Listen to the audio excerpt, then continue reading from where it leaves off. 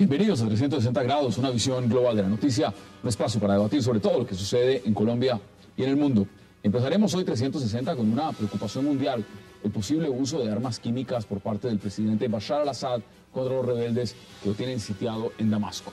La ONU y el gobierno de los Estados Unidos advierten que sería espantoso que el régimen sirio use un poderoso arsenal químico en contra de los rebeldes que cada vez más dominan parte del territorio. Voces desde el Salón Oval dicen que Obama podría ordenar una incursión si no llega a suceder o si este escenario se llega a desencadenar. ¿Se defenderá el régimen de Assad con armas de destrucción masiva o huirá a América Latina, como se rumora? Lo debatiremos esta noche aquí en 360. Y también nuestro segundo tema de la noche será el regreso de Hugo Chávez a Venezuela, luego de 9 días en Cuba, sometiéndose a tratamientos para el cáncer que padece y que dicen lo tendría al borde de la muerte. 20 días llevaba sin aparecer en público el presidente Hugo Chávez. Muchos especuló con su aparición al verlo cada vez más hinchado y de mal semblante. ¿Qué pasará dentro y fuera de Venezuela si el comandante llega a fallecer? Lo debatiremos aquí esta noche, también en 360. Y al cierre hablaremos de una polémica isla que no es San Andrés y donde confluyen todos los líderes latinoamericanos. Estamos hablando de la irreverente isla presidencial. Los mandatarios iberoamericanos vuelven a naufragar y a acabar en la isla presidencial en la segunda temporada. Hoy aquí en 360 grados veremos un nuevo capítulo y veremos por qué esta serie es tan exitosa y genera tantas risas en América Latina. Pero empecemos ahora con un debate puntual y es Siria. En minutos ya con nuestros invitados.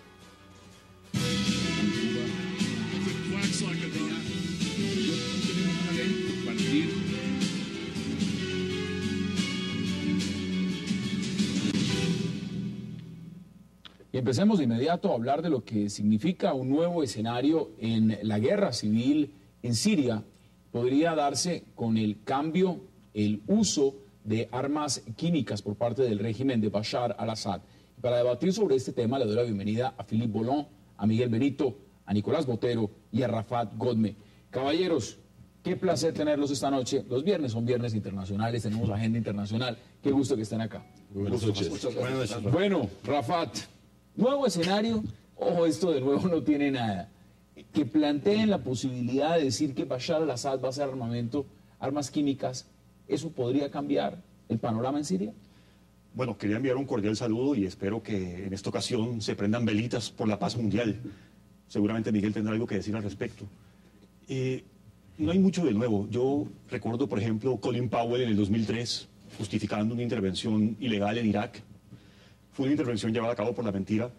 Y puede haber algo parecido en esta ocasión en el caso sirio.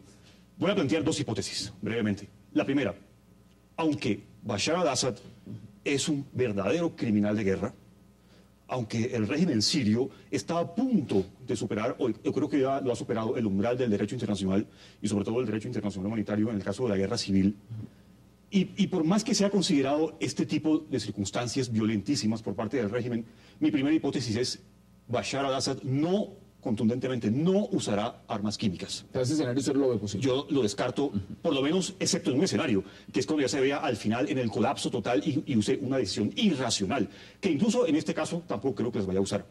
Y eso obedece a varias razones que voy a comentar más adelante. La segunda hipótesis que pretendo plantear es que puede ser que, al igual que en el caso de Irak en el 2003, se esté usando el pretexto para intervenir militarmente, una intervención militar extranjera en Siria, pero seguramente utilizarán la vieja táctica que ya han usado en el pasado, que es usar a los rebeldes, que en muchos casos son mercenarios pagos por parte de Occidente y de algunos países del Medio Oriente, para usar las armas químicas y así culpar al régimen. Es una hipótesis, que yo no quiero que sea una teoría de conspiración. No se puede descartar. Pero no se puede descartar como hipótesis. ¿Usted cómo lo ve, Miguel?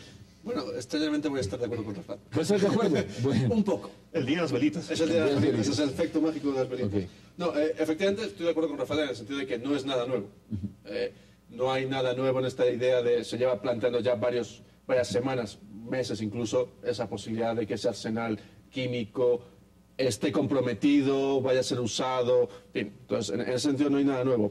Y también coincido con Rafael en el tema de que precisamente lo que más garantiza la supervivencia de Bashar al-Assad es no usarlo ante la comunidad internacional. Pongámoslo en términos simples, ¿es una línea roja que no se debe cruzar? Es decir, si se cruza ese umbral de armamento químico sobre población civil, inmediatamente ya no hay un pretexto para que la comunidad internacional no pueda entrar, o no lo sabemos. Puede que se use y no pase nada. Puede que se use y no pase nada. Quiero decir, todos los días hay muertos, sigue el conteo, no pasa nada, no pasa nada. Esto simplemente aceleraría ese conteo. Habría que ver si cambia la magnitud. Pero sí es cierto que cambiaría, pues evidentemente, si tú a Ban Ki-moon ya, después de sus declaraciones, una posición más dura. Bueno, sería el colmo que digan que van a usar armamento químico y Ban Ki-moon diga, bueno, pues No, si pero, lo usan... pero hasta el momento la retórica no ha llegado mucho más, ya sí parece haber fijado esa línea roja. Y ya digo, por una cuestión pura de autopreservación de Bashar al-Assad, su mejor mecanismo es no usarlo. ¿Qué dice usted, Filipe? Bueno, hay una diferencia tremenda con Irak, porque él sí tiene armas nucleares, está más que confirmado. Los rusos esta semana lo ¿Armas confirmaron. nucleares? Perdón, armas químicas. No. Armas químicas sí tienen. Entonces, el problema es justamente si las utilizan, la diferencia es que Estados Unidos esta vez no va a entrar, porque si tiene, ellos no van a mandar hombres a que se contamine. Entonces, estoy de acuerdo con la técnica de los rebeldes, porque el problema es que ahí es el riesgo. Que sea tan loco para utilizarla, porque sería una locura. Como se llama, Obama dijo que era una línea roja, y es una línea roja para toda la comunidad internacional, porque justamente es no solamente contaminar su país, es contaminar otros países. El problema es que si la usa, lo utiliza contra el mismo. Es decir, que los combates se están contra la oposición. Sería No, pero con el mismo. una táctica suicida. Sí, porque es una guerra. ¿Pierde el apoyo de Rusia inmediatamente? ¿Perdería el apoyo de de todo el Rusia? mundo. ¿De todo el mundo? De todo el mundo. Inclusive de Rusia y China. De Rusia. Sí, sí, de todos. Pero el problema es que es una guerra urbana, es decir, mandar armas químicas contra justamente rebeldes sería mandar contra sus propios patriotas. Bueno, pues Entonces, es lo que está haciendo. Ahora, Pero también estoy de acuerdo con la primera tesis de Rafat, oiga, pero, por Dios, pero eso también, es un día de las velitas. pero también, Es la época de también Navidad. veo importante las declaraciones de la secretaria de Estado Hillary Clinton, ¿no? En la que ella hace ver una línea roja, en donde en ese momento se llegue a pasar esa línea roja y donde los republicanos empiecen a presionar realmente a Obama para que tenga una intervención en Siria, pues estaríamos hablando de otro tipo de... A ver, yo les pregunto lo magnitud, siguiente. que sería algo netamente suicida. pero los Misil Sería- Patriot ya están en las fronteras. En Turquía, el 15 de enero ya estarán instalados. Usted Entonces, mencionaba a la secretaria de Estado Hillary Clinton, veamos declaraciones de Hillary Clinton. Yo no pienso que nadie crea que hubo un gran avance. Nadie debe hacerse ilusiones acerca de lo difícil que esto se mantiene, pero todos con alguna influencia en el proceso, con alguna influencia sobre el régimen en la oposición, es necesario comprometerse con el enviado de paz, Lathar Brahimi, por un impulso concertado, sincero, para ver qué es posible en vista de los acontecimientos que avanzan sobre el terreno, que son cada vez más peligrosos, no solo para los sirios, sino para sus vecinos. Yo les hago una pregunta pragmática y muy simple. ¿Cuál es la diferencia de que empecemos a matar civiles, como lo está haciendo Bashar al-Assad, que los asesine con misiles, con Kalashnikov, con munición pesada, a que empiece a asesinar la población civil con gasarín? Sí, es más cruel, sí, es más grave, pero igual está matando a la gente, igual está acabando con la población, igual las tasas. ¿Por qué la comunidad internacional se preocupa realmente? Es que los está matando con gasarín o los está matando con misiles, lo que sea. Si realmente el tema de fondo no es con que los está matando, es que los está matando. Sí, entonces, en ese sentido, no es una retórica muy ridícula plantear desde la comunidad internacional que es que ahora la situación se pone más grave porque vamos a usar armas químicas. El tema de fondo no es ese, el tema de fondo es está matando y acribillando civiles, niños y lo demás. sí, pero los acuerdos de Ginebra permiten justamente la utilización de armas, no contra población, pero no permite desde la Segunda Guerra Mundial la utilización de gases. Es solamente, es decir, que está pasando un paso más al nivel ético. Por eso, pero no a nivel moral, porque es lo mismo. Pero vamos a la realidad. ¿Cómo Es lo cómo mismo. perciben ustedes? Es exactamente lo mismo. Estamos de acuerdo, pero el problema es que los acuerdos de Ginebra dicen que, entonces justamente... Entonces, ¿nos vamos a llevar por los acuerdos de Ginebra? Nos vamos a llevar por la realidad. No, y contra los incluso, muertos. Miren, desde que se han usado armas químicas en la historia del siglo XX, desde la historia del siglo XX, la Primera Guerra Mundial fue la primera vez que se usaron armas químicas. Y a lo largo del siglo XX se han usado. En la Primera Guerra Mundial, el porcentaje de muertes que hubo cuando se usaron armas químicas fue solamente del 3%. Y desde el punto de vista táctico y estratégico no tuvieron ningún efecto. Ninguno. Después, cuando Italia intentó conquistar Etiopía, con armas químicas también fracasó, no le sirvió de nada. Después en la guerra que Libia mantuvo con Chad, intentó y de hecho las usó y tampoco tuvo ningún efecto. Solamente lo tiene desde el punto de vista ético. Miles, centenares de miles de inocentes aniquilados, pero desde el punto de vista táctico y estratégico no tiene ningún efecto. Tengo que hacer una pausa muy breve y ya les doy la palabra. Vamos a la primera pausa en 360 y ya regresamos.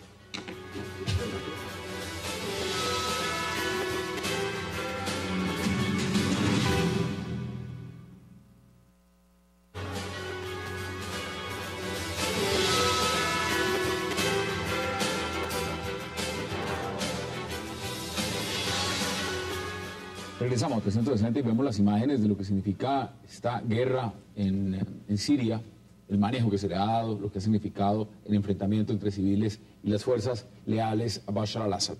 Miren, veo declaraciones, antes de que volvamos al tema de fondo, que da el secretario general de Naciones Unidas, Ban Ki-moon. Dice lo siguiente: he avisado, dice, que si se usan armas químicas, evidentemente si las usa el régimen de Bashar al-Assad, tiene que ser juzgado. Bueno, es una gran noticia. Lo segundo que dice, que me parece además, subraya que ello tendría graves consecuencias en la población. Evidentemente tendrá graves consecuencias en la población. Pero ya estamos viendo eso. Exactamente. Cuando uno lee esas dos declaraciones, y esto lo está diciendo el secretario general de la ONU... ¿Y la moja también? Bueno, pues realmente, si tendrá graves consecuencias, claro que las tendrá. Y debe ser juzgado, evidentemente tendrá que responder. Uno se pregunta, ¿qué está haciendo la comunidad internacional? Porque si esto es lo más grande que se le ocurre decir frente a este tema, pues uno queda realmente muy desilusionado, ¿no? Pero el secretario general de las Naciones Unidas, ¿qué puede decir? O sea, más allá de eso, puede decir, si hace esto, la ONU va a hacer... No puede decirlo, porque no puede decir nada más que un saludo a la bandera. No, claro, y tampoco dice, bueno, sí, Bashar al-Assad usa armas de destrucción masiva, armas químicas, lo que sea... Pero por Dios decir... ¿Qué va a hacer la ONU para impedirlo o para reducir a Bashar al-Assad y hacerle que baje del poder? No tiene ningún mecanismo para hacerlo, con lo cual... Lo más que puede decir es eso. Miguel, pero es que si las usa tendrá graves consecuencias con la población. Pero lógico que las tendrá, eso es evidente.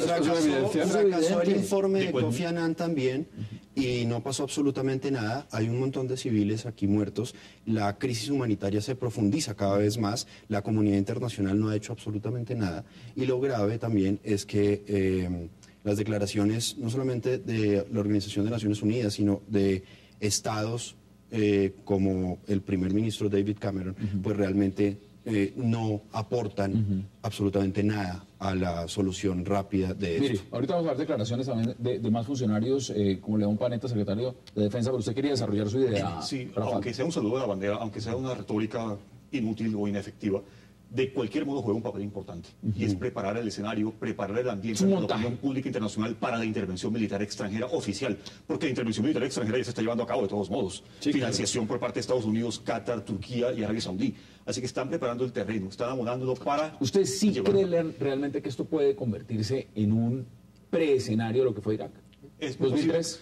Como decía Filip, con la diferencia de que Siria sí cuenta con armas químicas. Sí las tiene. Es cierto, pero es un inventario muy reducido, pero muy obsoleto. Mire la diferencia que están diciendo, porque en Irak, usted me corregirá, en Irak decían, es que tienen, aquí no están diciendo tienen porque saben que las tienen, es que van a usarlas. Sí. Es la gran diferencia. Es la gran diferencia. Sí, porque no se puede negar, aunque el gobierno sirio tampoco lo ha afirmado públicamente, pero se sabe, como en el caso de Israel, que todo el mundo sabe, aunque Israel no lo ha declarado oficialmente, que tiene entre 200 y 400 ojivas nucleares.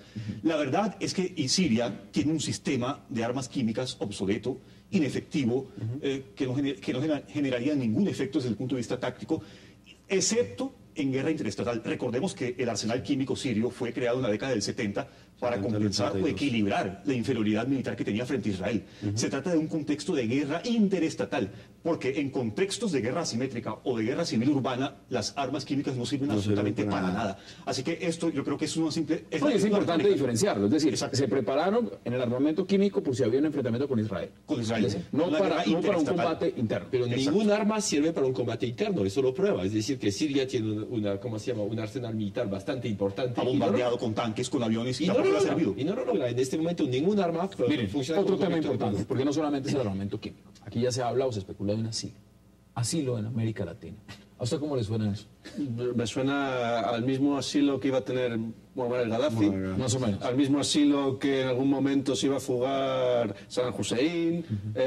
Los dictadores suelen morir en su país. Es una tendencia bastante generalizada y son muy raros los casos de dictadores que mueren fuera de su país. O sea, lo normal es que mueren en sus países por causas naturales o porque los matan, pero rara vez pasa eso. Sí, básicamente se debe a... Yo recuerdo que en el caso de Libia se intentó juzgar y buscar a Gaddafi por la Corte Penal Internacional, una resolución que no servía para nada. En este caso es lo mismo. O sea, se está buscando generar una especie de simbología o de imaginario en torno a la legalización de lo que es imposible legalizar en el sistema internacional, porque debido a que no se ha podido intervenir formalmente, hay que seguir generando una especie de retórica en torno a los crímenes que en efecto ocurren. Bashar al-Assad es un verdadero criminal, y es un criminal de guerra. es una ambientación también a lo que está sucediendo y a lo que posiblemente pueda llegar a decir con la línea roja es parte de la economía de y Occidente. todo lo demás. Están listos para invadir, están listos o para atacar. Yo no creo que van a invadir físicamente, pero con dron y con aviones, están listos para bombardear. El primero que brincó fue el canciller Ricardo Patiño de Ecuador, por supuesto, dijo, nosotros no le vamos a dar asilo a Bashar al-Assad. Ya tenemos muchos acá. Ya tenemos muchos. No queremos este tipo. Pensar en un asilo, y es curioso porque inmediatamente ponen América Latina y ponen 3 países. Dicen, Ecuador, Venezuela, Cuba o Venezuela. Colombia no la mencionan, Chile, Argentina, las playas brasileras no van. No. Es decir, nada de eso está en el mapa. ¿Cómo cuadran ustedes todo ese escenario? ¿De dónde vienen esas especulaciones? ¿Por qué fijar esa atención directamente en el ALBA? ¿Es por las relaciones que tiene Venezuela con Siria, por la afinidad de lo que ha dicho el presidente Chávez de soporte al régimen de Bashar al-Assad, o sencillamente eso es una mera especulación? Es una mera especulación, Hassan. Yo creo, primero que es una mera especulación, yo creo, al igual que Rafat, están haciendo una ambientación muy importante de lo que puede llegar a venirse con el uso o el supuesto uso de las armas químicas, porque ya se sabe que las tienen, que han venido desarrollando muchas otras y que digámoslo así, han repotencializado su armamento nuclear de los 70s y los 80s. Una mera especulación por la afinidad que puede llegar a tener algunos de los países con al-Assad, pero también, de acuerdo a lo que decía Benito, pues al-Assad ya lo dijo, ¿no? Yo no me voy de acá. No, que Y se va a si ir. me muero acá. Y la pregunta es... Entonces yo creo En las condiciones actuales, los únicos que serían capaces de darle asilo al Assad serían un Medvedev o Putin o alguien en China. Mire, veamos declaraciones de Don Panetta y volvemos acá a la mesa de debate. El mundo entero está mirando, el mundo entero está observando muy de cerca lo que está pasando. Y el presidente de los Estados Unidos ha dejado muy claro que habrá consecuencias si el régimen de Assad comete un terrible error mediante el uso de armas químicas en contra de su propio pueblo. Yo diría el mundo entero lleva 2 años pendiente y no pasa nada, ¿no?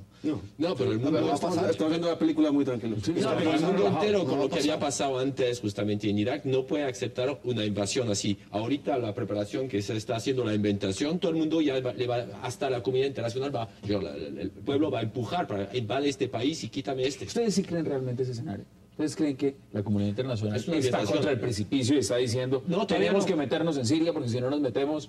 O sencillamente, como dice León Panetta, estamos muy pendientes y estamos mirando. Es que se plantea, la comunidad internacional está atrapada entre el no hacer nada hoy, pero sí, va fijando ya esas líneas rojas, todas se van sobrepasando, y supongamos que efectivamente en ese momento de desesperación, Bashar al-Assad utiliza las armas. ¿Usted recuerda, Hassan, el caso del informe Goldstone, el juez sudafricano de la Corte? Claro, el informe 2008, Operación Plomo Fundido. Sí, pero antes de eso, él emitió una declaración en torno a la intervención en Kosovo, en el año 99, donde dijo que la intervención de la OTAN en Kosovo había sido ilegal, pero legítima. Una contradicción toda curiosa, porque yo nunca he sabido cómo puede compaginar lo ilegal con lo legítimo. Pero se consideró que era ilegal porque no estuvo amparada en una resolución de las Naciones Unidas. Pero se consideró que era legítima porque en última se trataba de salvar vidas. Es muy seguro, casi que muy seguro que se vaya a usar este tipo de argumentación jurídica para intervenir en este momento en Siria, porque el hecho es que se está buscando intervenir, incluso si fuera el caso de que no estuviese amparada en una resolución de la ONU. Ya es un hecho. China y Rusia no van a amparar una resolución para intervenir Un veto. en Siria, tal y como se intervino en Libia o se intervino en Kosovo en el año 99. Así que de lo que se trata es que están ambientando la intervención, puede que no sea una intervención física, tal cual. Pero, por ejemplo, en febrero el propio Panetta dijo que se necesitaban 75.000 tropas norteamericanas para controlar y asegurar las armas químicas en Siria. Eso quiere decir que necesita el triple. Que necesita el triple y que ya saben dónde están. Ahora, les pregunto, y con eso podemos empezar a concluir este bloque, y es muy simple. Realmente en el escenario que se está viendo, esto ya vimos la caída de Ben Ali, vimos la caída de Mubarak, vimos la caída de Saleh, de Mursi. vimos el tema de Mursi, que está ahora, bueno, cambiando la constitución, vimos todo lo que representó Gaddafi, todo un proceso, Saleh pero sí, Saleh en Yemen, pero aquí sigue Assad en el poder, y sigue aferrado al poder. Y sabemos abiertamente que sigue aferrado porque tiene soporte popular, que hay un sector de la población que lo mantiene. ¿Vamos a ver a este hombre permanecer en el poder o vamos a ver a la comunidad internacional realmente tomar medidas efectivas. ¿Qué dice usted?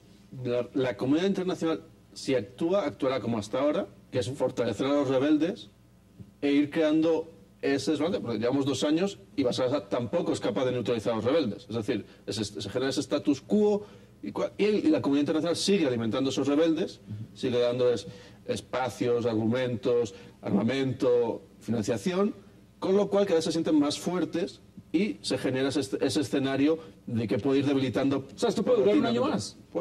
Fácilmente, y más. Año y medio más.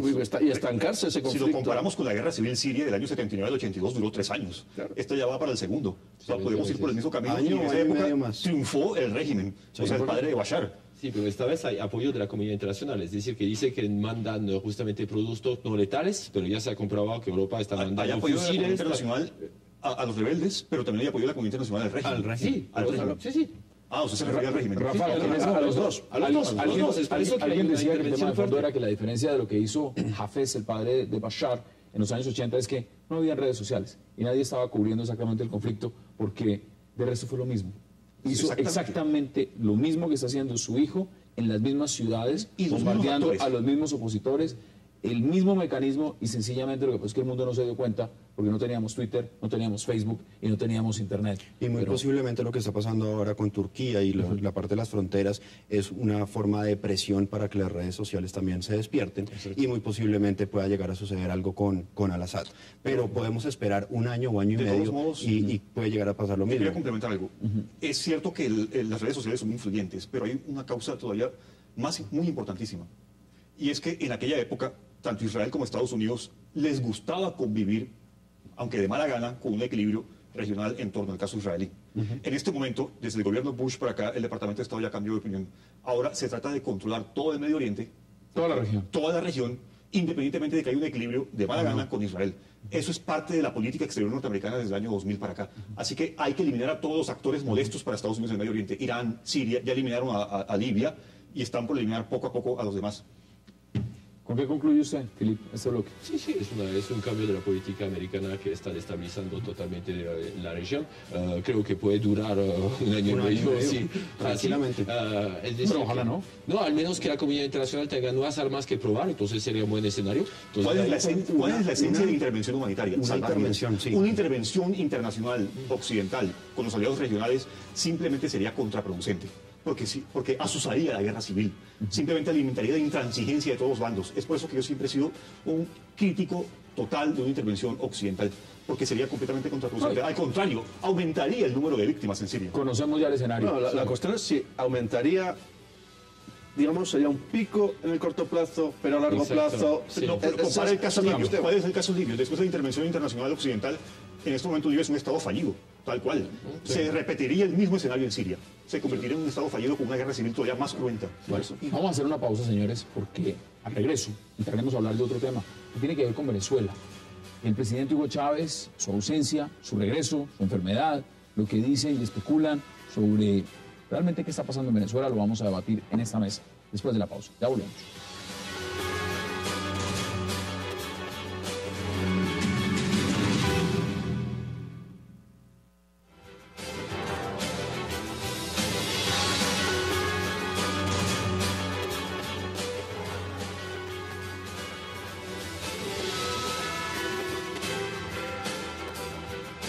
Regresamos a 360 grados, imágenes del presidente Hugo Chávez a su regreso a Venezuela. Mucho se ha especulado de nuevo sobre el tema de su salud, su ausencia.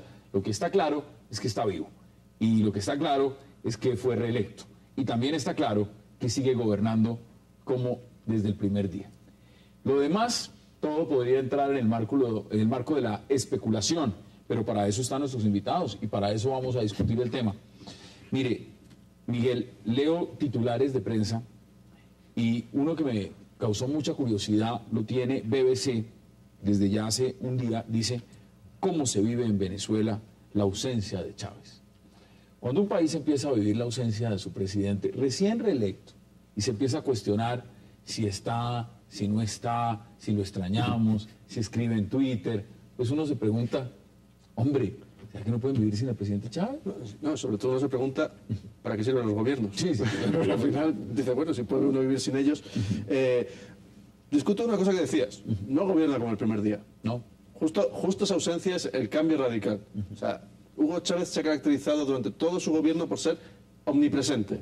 Imágenes constantes, presencia permanente en televisión. Acuérdese que ahora tiene cuadros, pinturas, grafitis. Sí, no, pero eso también estaba antes. Y además estaban las cadenas interminables televisivas, y estaban los 10.000 mensajes, consejos de ministros retransmitidos, a lo presidente, en radio y en televisión. En fin, estaba permanentemente.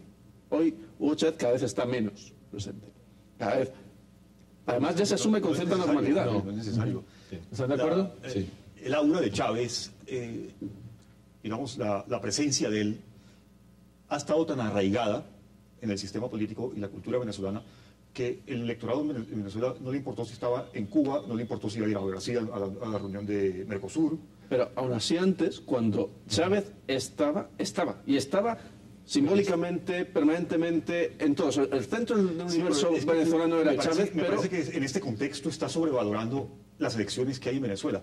No son tan importantes las elecciones regionales que hay en este momento. Y de hecho, el oficialismo ya tiene asegurados, ¿cuántos? 16, 17 estados de los 23 que hay en Venezuela. No es tanto las elecciones. O sea, no pienso tanto en términos de elecciones como esa presencia física permanente que hacía ver y simbólicamente que un discurso de con Chávez todo, sin Chávez nada.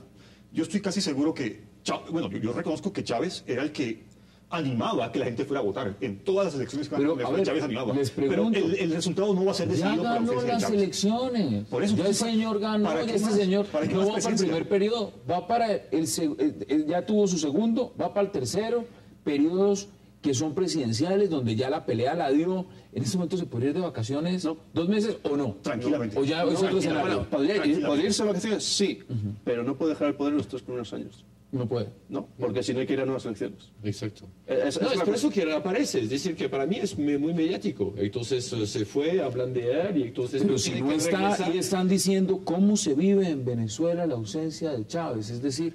Indiferentemente. La ausencia de Chávez es indiferente para el electorado. Se vive común y corriente, se vive incluso teniendo en cuenta que el vicepresidente está muy cerca de Capriles en las elecciones de la próxima semana. Estamos a 8 días de elecciones en Venezuela y realmente todo transcurre normalmente. Normalmente, perdón Hassan, cuando hay elecciones presidenciales la abstención en Venezuela tiene un rango relativamente alto. Cuando hay elecciones regionales o cuando hay referéndums consultivos, la abstención es abrumadora. Y yo les aseguro que la abstención en estas elecciones regionales o locales va a ser tal cual como ha ocurrido en toda la historia electoral venezolana. Incluso hasta se puede reducir o ampliar un poco, va a ser relativamente igual. Es por eso que regresó también, es decir, yo no estoy tanto de acuerdo. Sí, yo creo que regresó para las elecciones también, porque aunque no son tan importantes, hay unos departamentos que hay que es cierto, retomar. la presidencia puede ser importante, pero no va a ser decisiva en los resultados de las elecciones. El oficialismo ya tiene ganado, como decía, 16 o 17 departamentos, solamente le hacen falta pelear los 2 más importantísimos, que son los más Zulia y Miranda. Sí, que son los más ricos. Que son los más ricos, pero de todos modos Chávez ha venido gobernando 14 años sin esos dos estados. Así que yo no veo que haya una diferencia con la ausencia de Chávez. Veamos declaración del presidente Hugo Chávez justamente a su regreso a Venezuela. De diciembre, hoy se cumplen 2 meses del triunfo de octubre, pero ayer se cumplieron 14 años de la victoria del 6 de diciembre del 98, ¿verdad? Y estamos a 8 días de la victoria que viene del 16 de diciembre. Fíjate cómo venimos, Nicolás, de victoria en victoria. Bueno, estoy muy feliz, como ustedes ven, de llegar aquí de nuevo. Muy feliz, mucho ánimo. Miguel, decía usted de victoria en victoria.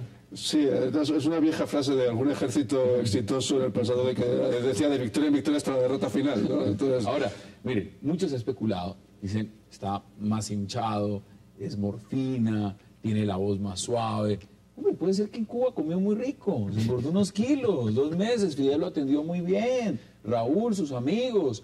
El tema de la salud, que tanto se debatió durante la campaña presidencial, si se moría en 2 meses, si aguantaba 3, si le habían quitado órganos vitales, si le hicieron implantes. El caso es que el señor, vuelvo y les pregunto, ahí está.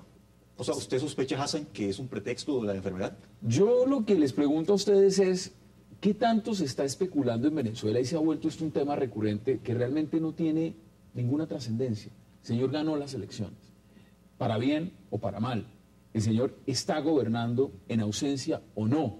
El régimen está consolidado o el gobierno está consolidado. Ahora, especular sobre el tema de Chávez, y aquí lo estoy viendo, Chávez se pierde su fiesta de Mercosur como si fuera el gran protagonista. Es decir, está toda la agenda política latinoamericana girando en torno al señor Hugo Chávez, y si está enfermo, si se bajó de peso, si se engordó. ¿Usted cómo lo ve? ¿No será más bien una ambientación, al igual que hablábamos el bloque anterior, de todo lo que está sucediendo? Porque a mí me parece mucho más importante el que no haya asistido a la reunión de Mercosur que muy posiblemente las elecciones que pueda llegar a estar en este momento. Las elecciones en este momento en Venezuela pueden ser una ambientación para lo que puede llegar a Venezuela más adelante. ¿Será que sí hay un cambio en Venezuela en ese sentido? Porque vimos una posición más fuerte, más consolidada, más unificada. Puede existir, ¿no? Pero ramifiquemos, vamos a la realidad. Estamos en una ambientación y muy posiblemente se puede dar más adelante. Pero no haber estado en el Mercosur, después de haber sacado a Paraguay, y Paraguay sí realmente no asistir a algo que le pertenecía de una u otra forma, pues es mucho más importante.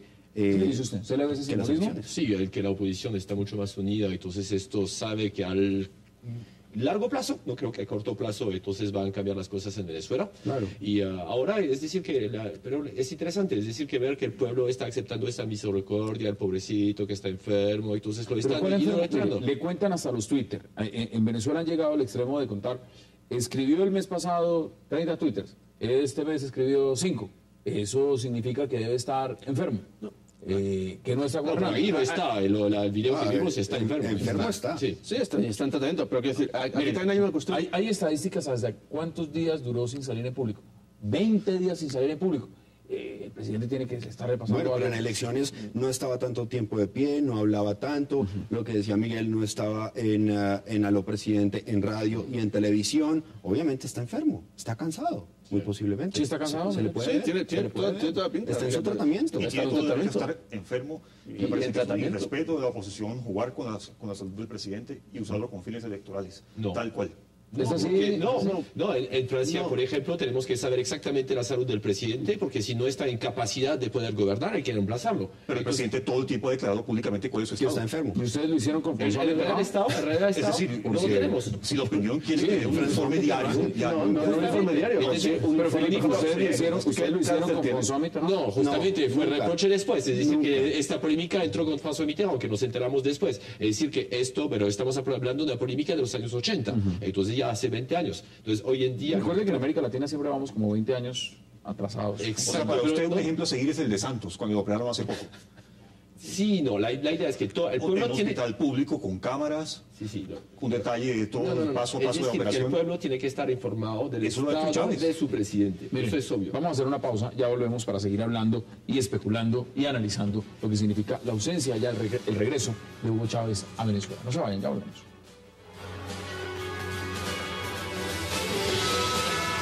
Llegó a Colombia Fonte Celta, el agua mineral más pura.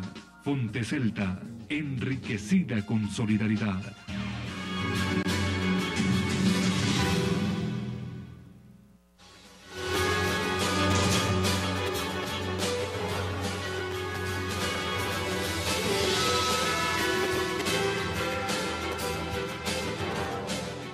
Imágenes del presidente Hugo Chávez. Miren, ¿hay algún país algún país en América Latina, no nos vamos a extender al mundo, al globo completo, más preocupado por ver a su presidente dando declaraciones en televisión que Venezuela? No. Además, pero ese es uno de los grandes éxitos de Chávez. Ha creado una Chávez dependencia en Venezuela. O sea, todo el mundo, todo gira alrededor de Chávez. Tiene que hablar, tenemos que verlo. Y él también utilizó ese discurso con su imagen inicial del militar, del hombre de acción, del que era capaz de hacerlo todo. Por eso le ha obligado a cambiar cosas de su discurso, la enfermedad. Es decir, presentarse como un humano vulnerable. Yo soy como ustedes. Antes no. Sí, antes era un inmortal. Claro, antes era una figura mítica, capaz de todo. ¿Qué decía? Sí, decía el 21 de febrero, cuando dijo que tenía que decir que estaba enfermo y que no lo iba a esconder a la opinión pública, dijo: lamentablemente a mí me agarró un cáncer soy un ser humano y no soy un inmortal. Eso demuestra que está enfermo, que le tiene que mermar a muchas de sus apariciones y que esa Chávez dependencia, pues en algún momento pues tendrá que dar un tránsito diferente. ¿Ustedes no pensaban que esto se iba a acabar? Literalmente íbamos a ver ya twitters del doctor Marquina, que ha sido uno de los que lo ha estado asesinando a Chávez desde hace 7 meses. Cada 5 días. Cada 5 días dice que se va a morir. Información diferente. Que esto realmente no tiene ningún... Veamos, ahí tenemos el Twitter. Una persona con cáncer avanzado puede aparecer en cámara brevemente, como vimos a Chávez. Claro, y también puede aparecer brevemente en cámara una persona sin cáncer. Claro, eso no quiere decir nada. Lo más grave de estas declaraciones es que las dice con conocimiento de fondo y con valor de fuente. Es decir, él está dando pronósticos, lo que ustedes mismos han dicho, desde hace ya varios meses, si no es de la enfermedad, y lo que vemos es totalmente algo distinto. ¿Qué podemos pensar nosotros, Rafat, de lo que significa realmente esta Chávez dependencia? Porque ¿esta Venezuela entonces es condicionada independientemente de la salud del presidente Chávez o se inventaron este mito? Bueno, 2 cosas. La primera, este tipo de declaraciones me recuerda lo que hace prensa de la ultraderecha como ABC en España, entre otros tipos de periódicos que se inventan historias como que Bashar al-Assad se va a ir a América Latina. Esto también es básicamente lo mismo. No es más que producto del desespero de la oposición frustrada y fracasada por no haber ganado las elecciones o porque sabían antes de octubre que no las iban a ganar, etcétera, etcétera. Pero por otra parte, hay que decir que esto también se inscribe en el contexto de que se está tratando de sobrevalorar lo que ustedes llaman Chávez dependencia. No hay tal. El oficialismo es todo un sistema montado, hay una estructura muy fuerte en torno al oficialismo y al PSV, el Partido Socialista Unido de Venezuela, y prueba de ello es que Chávez se ausentó 20 días en Cuba hace poco, y para el pueblo eso fue indiferente. Eso fue completamente indiferente. O sea, la maquinaria del oficialismo está perfectamente montada, y obviamente que el personaje es muy influyente, hay una simbología muy fuerte en torno al héroe y el gran pueblo de Venezuela. Hay una foto de Hugo Chávez dándole un abrazo al alcalde. Eso que ustedes están diciendo no es más que la típica retórica de la oposición de que... Permítame terminar. Es parte de la típica retórica que siempre ha anunciado que el oficialismo y con Chávez Venezuela es un país no democrático. Eso es muy falso. O sea, no estoy de acuerdo en el sentido del oficialismo de que es perfectamente democrático Venezuela. No lo es, sin duda. Pero tampoco es cierto que Venezuela es un país antidemocrático. No. Entonces se crea la retórica que se crea la retórica en torno a la Chávez dependencia y en torno a ello lo que hay es un discurso, una teoría política en torno a que hay una dictadura. Mire, y eso no es cierto, por favor.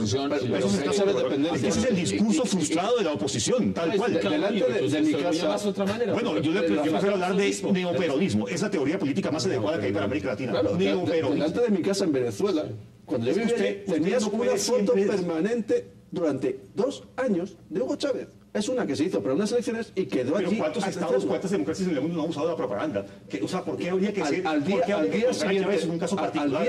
siguiente de unas elecciones en Estados Unidos no encuentras una propaganda electoral? En España, a los 5 días no encuentras una propaganda electoral. La gente vota irracionalmente, y la gente votó irracionalmente por Romney y por Obama. Pero no tienes esa propaganda permanente. Ahora, les pregunto, pero sí hay una ambientación política con respecto a las elecciones y con respecto a las decisiones que se han debido tomar en Mercosur, porque la decisión entonces habría sido ¿por qué no llegar directo a la reunión en Mercosur que acaba de terminar? ¿Y por qué sí llegar a Venezuela directamente después de su ausencia?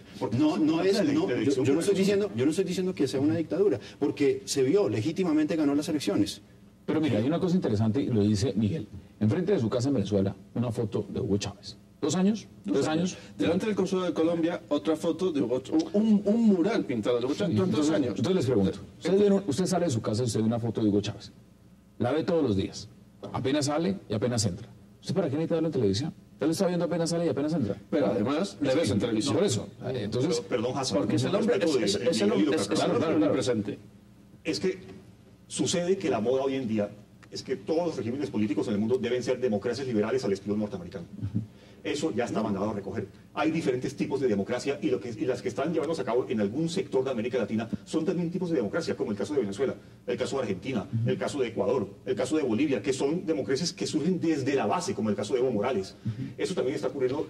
Es un proceso que se está llevando también a cabo. El problema es que todo está enfocado en la salud de un personaje, no lo que está haciendo a nivel de política internacional ni a nivel interno. Todo es su salud. Es decir, ese es un argumento baladí. Pero es un argumento trivial, dejarlo todo en torno a la salud, que de hecho, que entre otras cosas es despegada por la oposición. Pero lo está jugando y por así. Este tipo de doctores, ¿cómo es que se llama el doctor Marquina, por favor? Pero él no está jugando así, es decir, que al nivel de lo que está presentando... Si usted no va más allá del análisis meramente de la salud del presidente, entonces... ¿Cuál es su posición frente a Siria, por ejemplo? No. Entonces, no tenemos ninguna posición de Chávez en este momento, ni en política interna, ni en política internacional. Es parte del típico discurso de política exterior liberal de Estados Unidos. Si se está a favor de Bashar al-Assad en Siria, entonces es antiliberal. ¿Por qué? O sea, a Bashar al-Assad incluso todavía le quedan visos de legalidad. Bueno, ¿qué tan importante es para el bloque regional? Veámoslo en el marco Mercosur. ¿Qué tan importante es que Chávez esté bien de salud? Es decir, en la misma confluencia lo que significa el ALBA, lo que significa si está bien o está mal. ¿Es importante o ya no es importante, es irrelevante?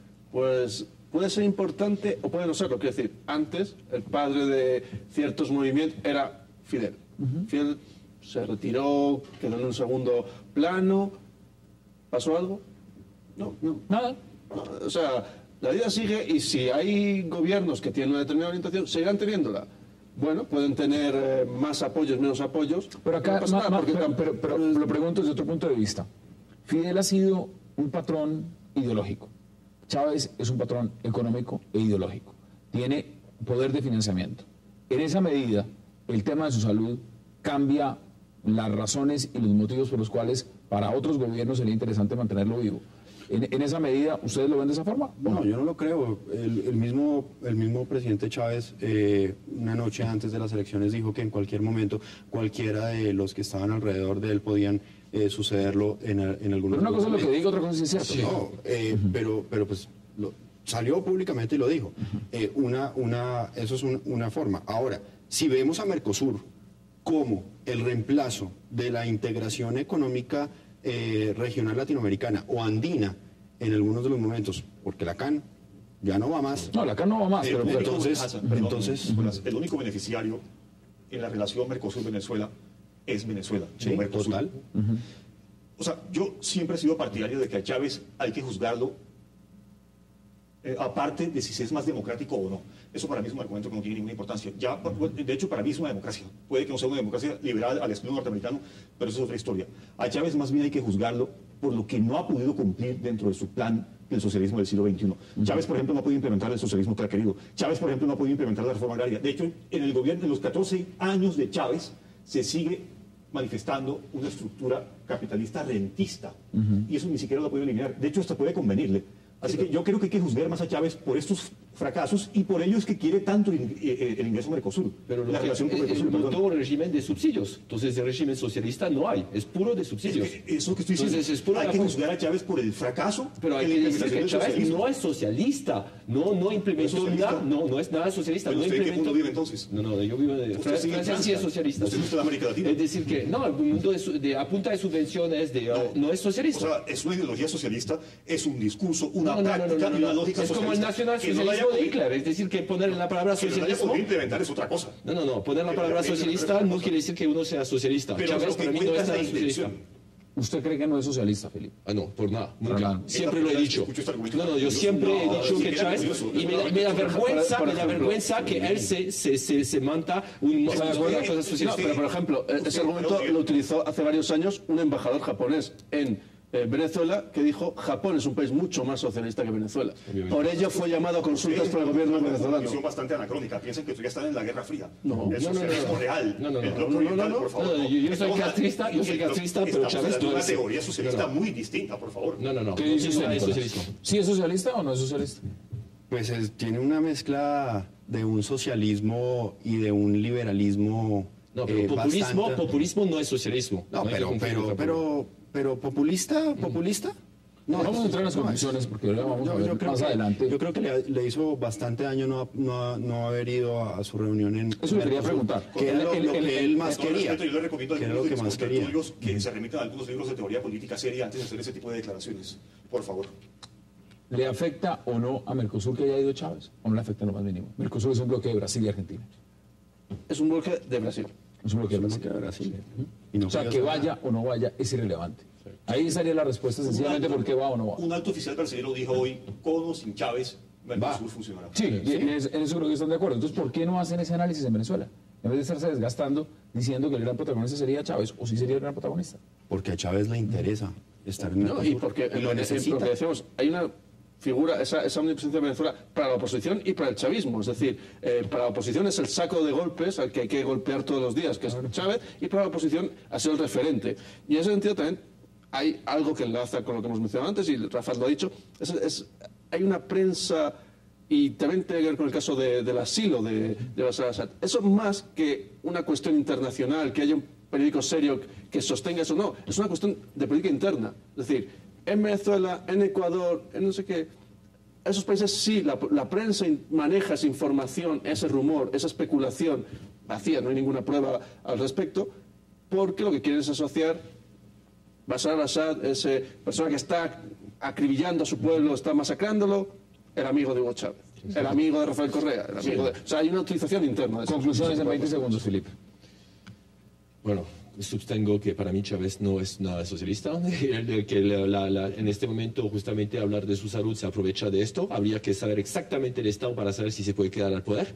En este momento ha regresado justamente para confrontar sus tropas, para que sea más fuerte frente a las elecciones, porque de todas maneras no va a perder esa batalla, se sabe, pero la idea es que no perder terreno. Entonces está... Conclusiones, Rafa, 20 segundos.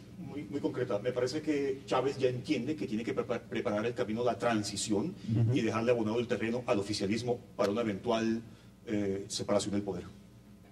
Vamos a hacer una pausa. De regreso entraremos a hablar de la isla presidencial, una isla donde están todos, absolutamente todos, y no es San Andrés. Ya volvemos.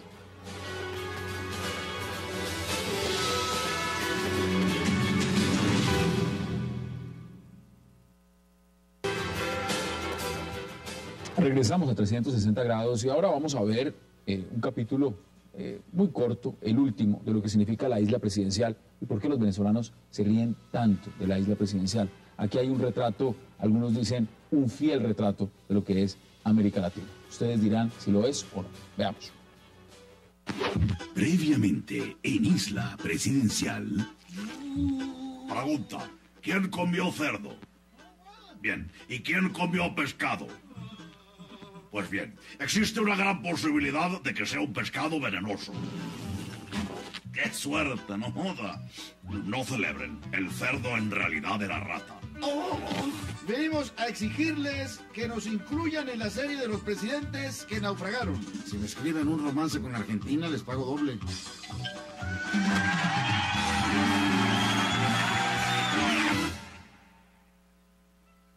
Hazme más fuerte, Evo.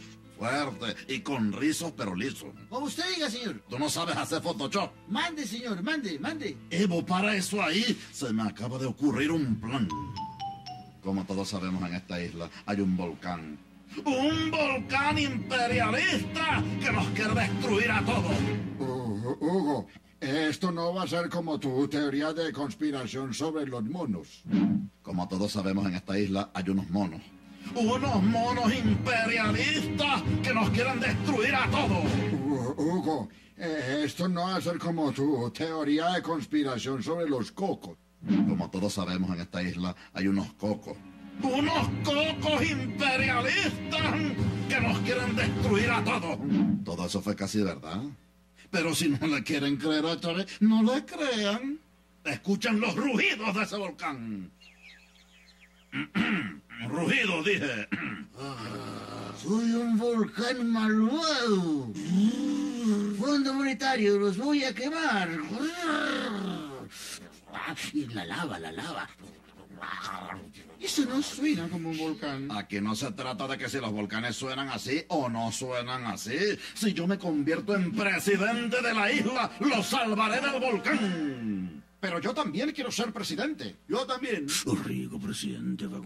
Acabe, qué rico. Ignoro la democracia, convoco a unas elecciones presidenciales.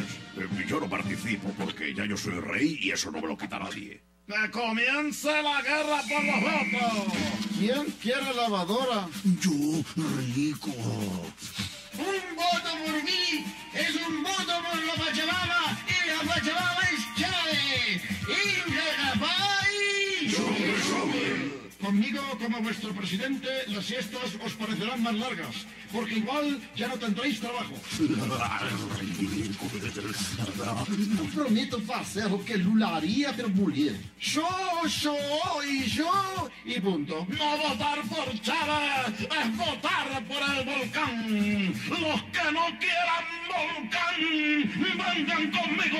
Y logré juntar al minero infiel con sus 2 mujeres. Puedo también juntar al pueblo a esta isla. A pesar de lo que hice el afiche atrás, de ser elegido, entablaré diálogos de paz con el volcán. Vota por mí. Vota Chávez. Vota por mí. Vota por mí. Vota por mí. Votar por mí es votar por vosotros. Ay, con el ciclo Gevidiuti.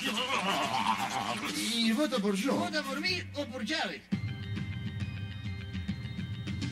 Hasta ahora hay un empate múltiple a 1. Y el último voto es para Santa Macarena, me cago en 10.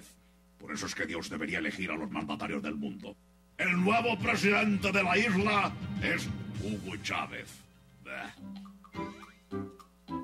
Ya que mi primera promesa fue salvarlos de este volcán del imperio, Evo nos va a ayudar comunicándose con la Pachamama para que no nos mate con su lava. Adelante, Evo.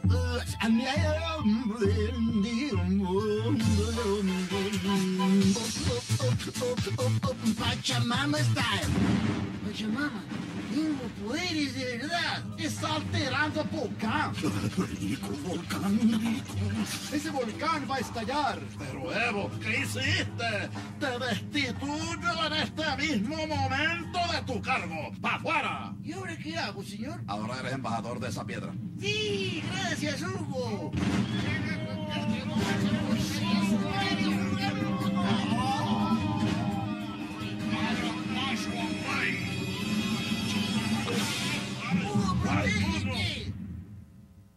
Pareciera que la amenaza está neutralizada. No bajen la guardia, que el imperio nunca descansa ni toma siesta. Primero de calles. Ok, estamos a salvo. Top Monkey Coconut. ¿Vieron?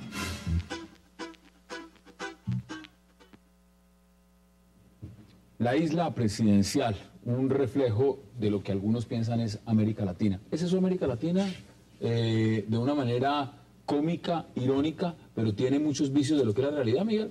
Bueno, es una parodia y como toda parodia o caricatura, exagera rasgos percibidos en personajes públicos. Por tanto, se puede interpretar que sí tiene algo de lo que es América Latina y España. España. Aparecen ahí claro, el Rey y Mariano Rajoy, o sea que y son eso, se deforma ciertas percepciones y se aprovechan para hacer una sátira, una caricatura. O sea, ¿cómo lo ves? ¿Sí es un reflejo de América Latina? No, es una parodia. Es una parodia. Es una parodia y... Pero hay vicios muy... Hay unos vicios bien ¿Cómo ve a usted ahí? Baila muy bien. El embajador de la piedra. El embajador de la piedra, no. Me refiero en el contexto de lo que es la sumisión. ¿Es una sumisión o es todo lo contrario? Pues sí, es exageración. Sí, es una exageración, por eso digo que es el embajador de la piedra. O sea, yo felicitaría a los productores. Buen humor sí tiene. Buen humor sí tiene. Buen humor sí tiene. Empezando que son creativos. Exactamente. De decir, meter todos estos personajes de una u otra manera a convivir en una isla y tener la idea creativa de hacer una sátira con ellos, tiene sentido. ¿Es la realidad de América Latina? No, más allá, es decir, que yo nací con las sátiras, es decir, que en Francia teníamos el Coco Boy Show, después tuvimos los Guignol, entonces todas las noches en prime time mostrando justamente nuestra clase política o la clase internacional. Es bueno estas sátiras porque justamente permite humanizarlos también y de exagerar esos rasgos, es interesante. Es decir, la caricatura permite una verdadera democracia, justamente cuando el pueblo o la gente empiezan a criticar, porque es una crítica abierta a los políticos, a los que nos gobiernan, eso es bueno, es decir, que es un balance. Es bueno que Santos, que Evo, que todo el mundo lo mirara todas las noches para saber. Y en Francia hemos tenido presidente que eran adictos, saber qué imagen estaba reflejando. Mitterrand, usted habló de Mitterrand era representado por un sapo. Entonces, pero miren, vemos al presidente Chávez hablando siempre del tema imperialista. que es muy cómico verlo, porque es parte de su discurso. Sí, no, pero él no es tan satírico, vemos, por ejemplo, es tal cual. Es bueno, decir, vemos al presidente cuando hablan del tema de empezar a hacer campaña, lo primero que sale a hacer el nuevo presidente electo de México, Peña Nieto, es entregar lavadoras.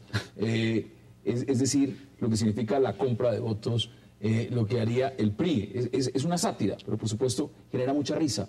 Vemos al presidente Santos en un momento atrás, diría, yo negocio con el volcán. Mientras el mensaje que tiene detrás es mata al volcán. Entonces, si uno lo ve en contexto, por eso les pregunto, la parte creativa evidentemente tiene mucho sentido, pero en el trasfondo de la realidad política hay mucha realidad. No, incluso cómo surge esta serie. Esta serie, el primer episodio es que todos los personajes salen de una cumbre, ¿no? En el fondo esto es una especie de cumbre permanente y tiene esa cuestión de para qué sirven las cumbres. Y realmente también, ¿no? Entonces, parte de algunas ideas buenas y de buen humor y de perfiles, de rasgos que están ahí, que se pueden exacerbar más o menos y para eso están en ese rango de la parodia. Pero que se quedan ahí, no van más allá también esos mismos rasgos y esas mismas intenciones de ser algo ahora muy hay que verlo también. Eso tiene un gran sentido de oposición en Venezuela, porque quien lo hace tiene oposición. Claro. Y por eso les preguntaba primero por el presidente Evo Morales, porque la caricatura de Evo Morales realmente entra en lo ridículo. Y por eso te dije, se quedó como el embajador de la piedra, estancado. Rafat, ¿eso también pasa a ser algo que es irrespetuoso en algún momento? Bueno, desde el punto de vista de la normatividad y la ética, para los gobernantes podría serlo. Pero desde el punto de vista de la verdadera democracia, pues el electorado, la opinión pública tiene derecho a este tipo de mensajes. Yo lo que creo es que en este video se pueden percibir o extraer dos formas de interpretación. Una, lo que se exagera de manera satírica, y lo otro, cuánto de realidad hay. Se exagera, por ejemplo, que Evo Morales sea un instrumento de Chávez. No lo veo tan... ¿Esa exageración es una percepción o tiene algo de realidad? Yo creo que es más una percepción errónea, errónea en todo caso. Pero por otra parte, permíteme y termino, se demuestra, de una manera muy caricaturesca, pero verdadera, que América Latina es una región que está en permanente estado de transición hacia la democracia y que no lo puede conseguir. Se demuestra que hay un discurso neopopulista o neoperonista, que es el término que más me gusta a mí, en el caso de Chávez, por ejemplo, un discurso nacionalista todavía, en el caso del discurso antiimperialista y soberanista de muchos mandatarios, pero al mismo tiempo se refleja a un Obama dominando la máquina, controlando la región. Controlando absolutamente pero todo. Con un enfoque bastante liberal, digamos de alguna manera. Es decir, un enfoque en el cual trata de mostrar a Obama como un personaje que le gusta el multilateralismo, la cooperación, pero que en el fondo sabe que es el patio trasero independientemente de que haya una ex metrópoli que gobernara hace años, hace siglos, España.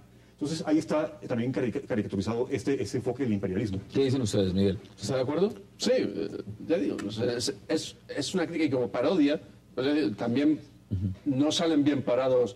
No solo, evidentemente es un producto venezolano muy enfocado al mercado venezolano, pero no salen bien parados tampoco la región. La región, pero ni Obama, que Obama forma como una especie de balanza con Hugo Chávez, están los dos en comunicación y operación Monkey Coco. Que es como se trata de mostrarlo como multilateralista. Claro, pero tiene ese equilibrio y España, o sea, incluso Santos, que durante un tiempo, pues también, incluso Uribe, cuando estaba en las primeras temporadas no salía bien parado. O sea, es esto el interés, es decir, que es una percepción, una exageración de los personajes, pero no están validando uno. No es ya vamos a mirar los propaganda, porque vamos a hacer una pausa en la recta oposición. Quiero preguntarles por cada uno de ellos cuáles son los rasgos y características que ustedes ven que son los más pronunciados y los que evidentemente hacen que esto sea tan divertido, ¿verdad?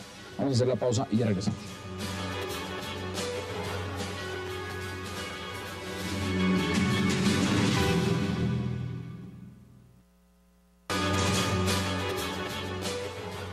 Regresamos a 360 y vamos a la recta final. Señor Miguel Benito, dígame, ¿qué es lo más satírico, lo más cómico que le parece a usted de este en cierto sentido, los personajes que funcionan como parejas. En el sentido pensaría Hugo Chávez y Evo Morales, esa relación que mantienen entre ellos dos. Y también esa pareja suelta que siempre tiene el rey de España con el presidente de España. Eso es su país inmediatamente reflejado. Rajoy, tirados en una hamaca al final. Echando la siesta. Echando la siesta. Porque el imperialismo nunca duerme. Sí, exacto. ¿Y cómo se llama? El presidente de Colombia que se mete contra los volcanes, pero no se mete contra el mar. Contra el mar lo deja tranquilo. Bueno, es así. Con Ortega al lado. Con Ortega al lado. Un Chávez en Con un Ortega montado en una lavadora. Y con un Chávez preparando todo para una transición, un Ortega que muy posiblemente no dice nada, no hace nada. No hace nada, pero ahí está, ahí está. Ahí está. Y, Cristina, ¿cómo la vieron? Y un Evo, ¿cómo la pinta? Yo soy muy honesto. La parte de Evo y Chávez a mí me parece muy cómica. Muy cómica esa relación. Y además que demuestra cierta ignorancia a la hora de interpretar la caracterización de Evo Morales. Claro. Ciertamente, porque por ejemplo lo muestran como un indio, analfabeto, semibárbaro, de la época quién sabe cuál, cavernaria, pero en realidad esa no es la caracterización de Evo Morales. Evo Morales es un mestizo indiado nacionalista. Tratan de pronto de burlarse mucho de esa dependencia o esa sumisión que podría tener Evo Morales de Hugo Chávez. ¿Eso es válido o no es válido? No, es exagerada esa dependencia, pero también hay un momento en que lo muestra soltando humo, Sí. como en la época precolombina. Prehistórica. Entonces, hay también una exageración en todo sentido. Ninguno de ustedes... Pero siempre, si miramos, regresando a los guiños en Francia, mostraba a Chirac que solamente miraba fútbol. Entonces es igual, es decir, que hay que ir al fondo. Pero entonces... mostrar a Evo Morales como un simple indio No, ignorante. pero a Chirac lo montaban como un imbécil de primera. ¿Cómo vieron ustedes la representación del Pero director eso usted? es lo que estoy tratando de decir, que eso no es la caracterización de Evo No, Morales. pero la no verdad. es por eso que la gente va a asimilar a Evo Morales así. Es decir, que saben que es una exageración. Finalmente es una caricatura. Sí, Es una caricatura. Total. En Estados Unidos hay una caricatura, época del presidente Bush, en que Bush era un mono y Bush tenía es una una- rata. Sí. Pero Bush en sí mismo Ahora, es una siempre con el hotel puesto, porque el Bush no se aleja mucho de la realidad. Ahora, otro punto importante. Esto no se podría ver... Hay países donde es prohibido. No, O sea, ver ese tipo de sátiras, ver ese tipo de... Bashar al-Assad, por ejemplo. Exacto. Allá está completamente prohibido ese tipo de cosas. Se usan armas químicas. Se estaría dispuesto a usar armas químicas. Eso sería motivo. Más que una intervención occidental sería motivo de usar armas químicas. Mire, ninguno de ustedes ha mencionado lo que se ve al final, y es esa parte cómica de ver al presidente Obama maquinando absolutamente todo, como moviendo los hilos. ¿Realmente es América Latina todavía un patio trasero? ¿Es un patio trasero? ¿O así la región plantee y diga, somos ya república independiente, tomamos decisiones propias? El discurso que muestra el presidente Chávez, antiimperialista y lo están demás, cambiando en América Latina. ¿cómo, o cómo lo perciben ustedes? Está en un proceso de transición que no ha logrado concluir positivamente para la región.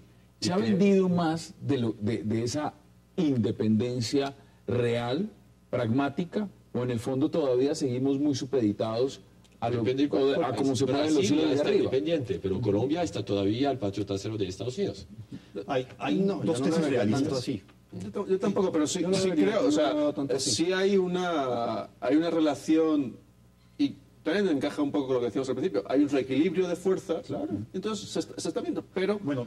todavía hay esa fase en la cual, por ejemplo, pues el presidente Santos dice de luchar contra las drogas, pero no luchar contra las drogas, sí, pero no, tal, pero sí, o sea, y siempre mirando como que dice, ¿qué pasa? Vamos a allá? dialogar, No, usted decía, yo- vamos a dialogar con el volcán, pero atrás dice vamos a matar al volcán. Pero yo sí creo que en los últimos tiempos Colombia sí, en medio de todo, ha cobrado una independencia que no se vea tanto como el patio Pero no trasero en de Estados votación, Unidos. no en votación de mando. Bueno,